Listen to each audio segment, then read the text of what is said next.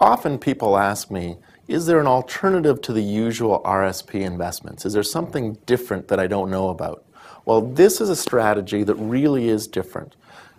Often we see business owners and people that are middle-aged and have very high income, and they have a couple of issues. One is, and it's a good issue, they've maxed out their RSP contribution so they have no more room.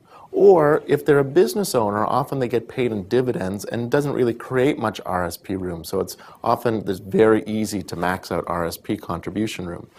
So what we say to these people is you have a unique opportunity. The goal of an RSP is to have tax-sheltered savings that you will be able to draw on in your retirement. One of the great alternatives is, let's say that you are in your 30s or 40s and you have a parent or in-law who is in half-decent health. One of the alternatives, and this is a different one than you've probably heard before, is to actually take out insurance on the parent or the in-law. And the rates of return on this can actually be very, very good, and they have a few other benefits. Number one is the payout. Let's say you have a parent who is 70, and in 20 years they pass away. You're 40 years old today. When you're 60, there will be basically a retirement payout from the insurance. And it would be tax-free. The other thing is for business owners and they have money in a corporation, insurance has even bigger benefits.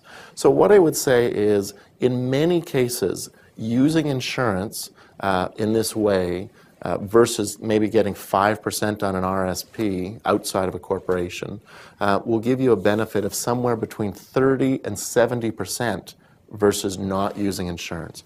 And if you don't have a corporation, again, it's something where you can basically put in a certain amount of money and know that you will get at least the same amount, but probably a lot more. An example that we use often, someone puts in a maximum of $150,000 and they're guaranteed a $200,000 payout.